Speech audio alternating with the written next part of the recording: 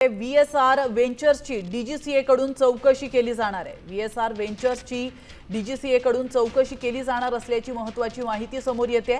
आताची महत्त्वाची अपडेट आपण पाहतोय, VSR वेंचर्सची डीजीसीए कडून चौकशी केली जाणार आहे। या क्षणाची अतिशय महत्त्वाची बातमी, अगदी काहीच दिवसांपूर्वी अजित पवार यांचा विमान अपघातामध्ये मृत्यू झाला होता। त्यानंतर VSR वेंचर्सची आता डीजीसीए कडून चौकशी केली जाणार असल्याची महत्त्वाची माहिती, महत्त्वाची अपडेट समोर येते।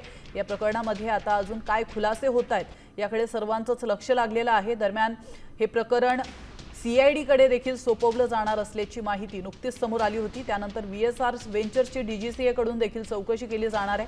ही महत्त्वाची अपडेट समोर येते।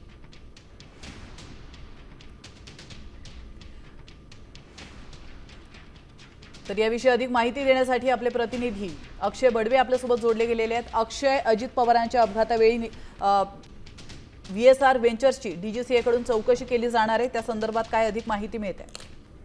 निश्चित आपण बघू शकतो की 28 जानेवारी रोजी अजित पवारांचं अपघाती निधन झालं होतं। ज्या विमानाने परत अजित पवार यांनी बारामतीच्या दिशेने प्रवास केला होता, त्याच VSR वेंचर्सच्या जे कंपनीचं विमान आहे त्याचं विशेष ऑडिटचे आदेश जे आहेत ते दिलेले आहेत।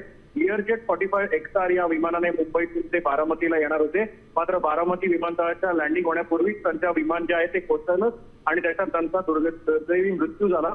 आता या संपूर्ण प्रकरणाचं ऍक्सिडेंट इन्व्हेस्टिगेशन ब्युरो नेमकं कुठल्या परिस्थितीत या ऍक्सिडेंटचा अहवाल आहे तो देखील समोर आणला जाणार आहे। त्यामुळे या संपूर्ण प्रकरणाच्या चौकशीला सुद्धा वेग येण्याची शक्यता आहे। नक्कीच, धन्यवाद तुम्ही दिलेल्या महत्त्वपूर्ण माहितीबद्दल अक्षय।